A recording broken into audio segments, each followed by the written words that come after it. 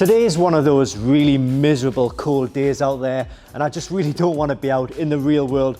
So I'm going to be installing this PCM car kit for my Porsche Cayenne. It's PCM 3.1 and it basically allows you to have access, everything that you've got on your phone allows you to do it on the infotainment system in your Porsche Cayenne. I'm really excited to get this fitted, so let's crack on with the video. Oh, before we do that, make sure to hit that subscribe button and click the bell so you don't miss a single thing. You can also follow me on Instagram and on Facebook. Now, I've got a post-it note on the back of this here, giving me some information about what this kit will do and what vehicles it will cover. So we've got the Boxster, the Cayenne and the 911 from 2012 to 2016. This is for PCM 3.1. Cayenne from 2010 to 17, Macan from 14 to 16, Panamera from 2010 to 2016. There is also a different version called PCM 4.0. I'm going to put links to that in the description below as well. That does like most of the cars from 17 and 18. And there is also, I think it's like CDR31 or something like that. But there's 3 different versions. I'm going to put the link in the description below. And if you are interested in buying this kit, you can use code DRIVER81 to get $20 off.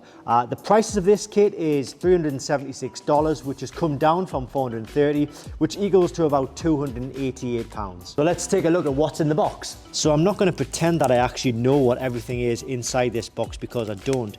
I've never installed one of these before and I've always been quite a little bit curious about it.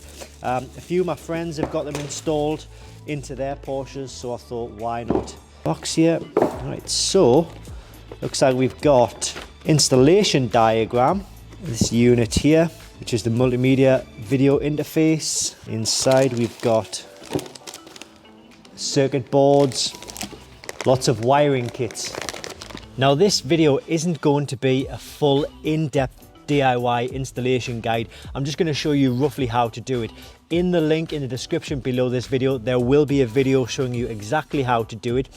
The first part of it involves taking these 2 vents out. We've then got 4 T27 torque screws that we need to remove. We've got one there, one there, one there and one there. And then this whole unit should just slide out. So these are the electrical connections that for now we just need to simply unplug. So I've got the main head unit out now. What I now need to do is separate this black part, the screen area, from this silver part here.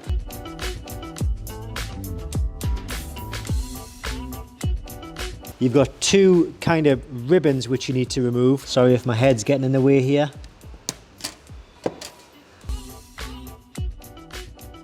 And so we'll remove this top part completely by removing this ribbon here. The ribbon will come out and we can completely put this to one side. We next got to remove 3 more screws, one right there, one right there, and one right there. And then we have 3 golden screws here which we need to insert in their place. You know how I said that this wasn't going to be a full review on how to do it? It's certainly turning into that, isn't it? And this is what, when you've put your new cables in, it will look like. So you've got your original 2 cables feeding into the new circuit board here as shown, and then you've got your 2 new cables at the other side of it, and then you can feed these 2 cables or ribbons, I believe you feed them out here. Put our original screws back in. So then we're taking this black cable here with these 2 ends. Now you'll notice on the back here there's a little blanking plate. You need to remove this. It's just held in with a screw, and that is so you can feed this through into here, and this eventually will connect in to this little section here. So next up we need to reattach the top part of the head unit, and then we'll just slot it back in, put the screws back in. Now this next part is quite tricky. You need to take the screen and you need to attach your ribbons to the screen. Right, so things seem to be lined up now. So this part actually has potential to be quite tricky. So what I'm going to do is I'm going to ask you for the final part of the installation to actually just click the link in the description below this video. That will take you to the full installation guide. I'm going to crack on with this without trying to explain what goes where, because it can be quite complicated. And it means I'll get it done quicker. Right, I just want to show you the current state of play. We've got everything hooked up as it's supposed to be here now. This is just kind of like a bit of a test run to show you all of the wiring where it's supposed to go. It looks like an absolute mess. I'm not looking forward to putting it all back in, because this unit and this both have to go in that slot right there. Sorry, I've just got a cup of tea, as you can see here. And we've also currently running a wire from the back here around the front into the fuse box. We need to find a better way to route that. So I suspect we'll need to go around the back of the dashboard for that. But let me just, I'll put my cup of tea there. Don't move. You might be seeing a flicker on the screen here, but this is the CarPlay. This is what we've got. I've got a WhatsApp message there. And this is the main screen. Obviously you've got all of your maps, your podcasts, your music now playing. If you click Porsche, that goes back into the setup area, but you can just click back on CarPlay. If you wanted to go to your USB or any sort of like memory card or Android device, then that's where you would select it. But get all of that in, and then we'll come back and we should see a finished article. Oh, the finished article, by the way, looks like this. And there it is, fully installed Apple CarPlay into my Porsche Cayenne. There's a few things which I am going to run through and tell you about, which you may well need to know. You don't get all of your apps from your phone. All of your apps, so let's say for example, if you've got Instagram, Facebook, YouTube apps, they don't automatically come through onto CarPlay. CarPlay only allows certain apps to be shown, like your radios, your music, your maps, and your phone and messages. So those are the only real things that you're allowed. If I can show you, there we go, that's just all three screens. If I scroll that way, it just shows you the map. I'm not going to show you that because I don't want to give away the location of where we are right now. To toggle between PCM and the CarPlay, you simply click on Navi twice to get out of it. You click on Tuner, that takes you back to your radio station. If you click on Map, one thing which I'm quite disappointed about actually is the fact that the PCM navigation system no longer works. You have to, if you've got CarPlay installed, you have to press Navi and you have to go through your CarPlay system. Sorry if the screen is flickering, it's not doing that in real life, it's just the way the camera's picking it up. Music is quite good, because you can just press your music and it picks up off your Apple Music. What you can do, there is a way, I mentioned you can't get your apps on here, but there is actually a way. We've got the USB which comes in the kit. I've got that there. I need to stick that down and install it properly. So I've got my phone, I'm going to plug that in, and then the other end of it I'm going to plug it into the USB. So that's plugged in. What you can do is click onto Porsche, click onto setup, scroll to, it's not the easiest thing to scroll through smartphone, Apple device, you click on iOS mirror,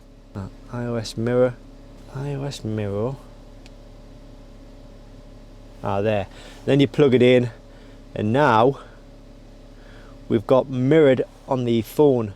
So I could go into YouTube. That looks like a great YouTube channel.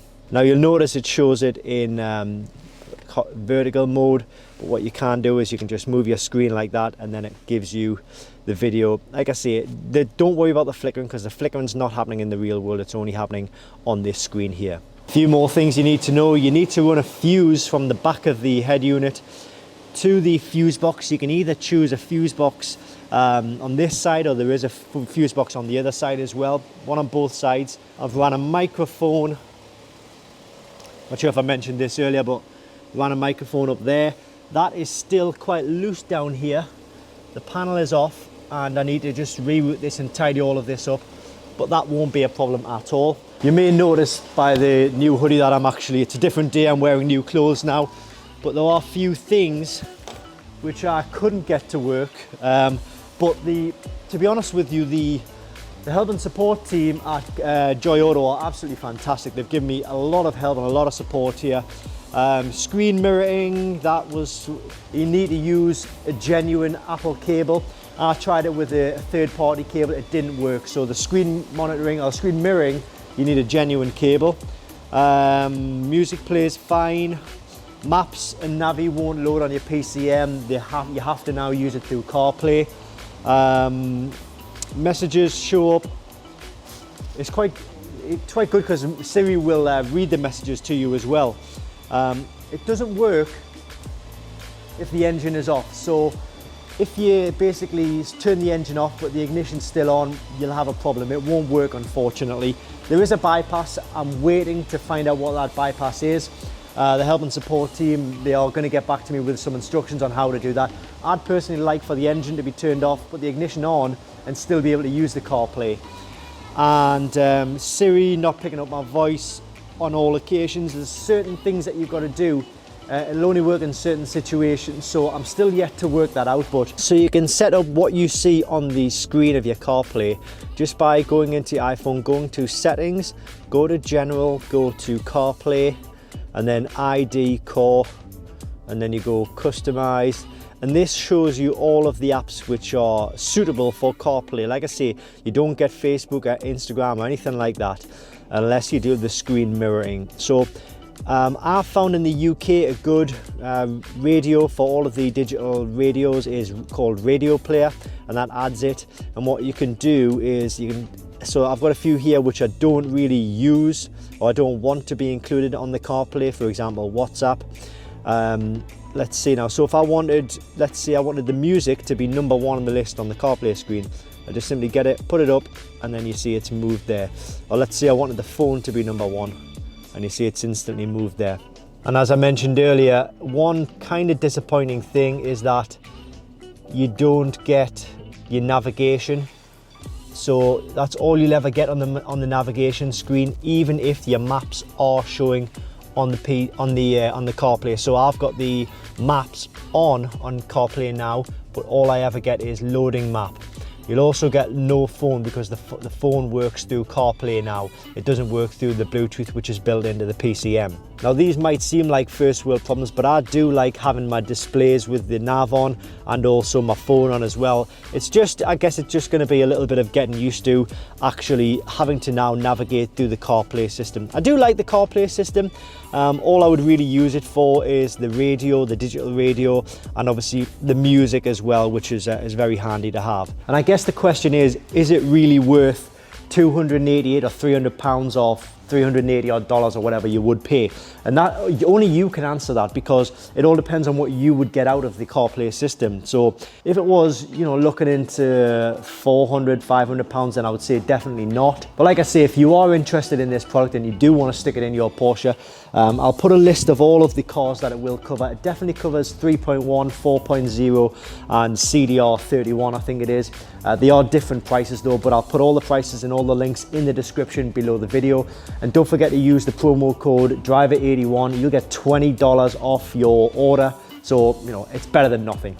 So I hope you enjoyed it. I hope you found it useful. And yeah, if you can, maybe hit that like button, hit the subscribe button, click the bell so you don't miss anything. And I'm trying to grow my Instagram. So yeah, follow me on Instagram as well if you can. Thanks for watching. I'll see you next time.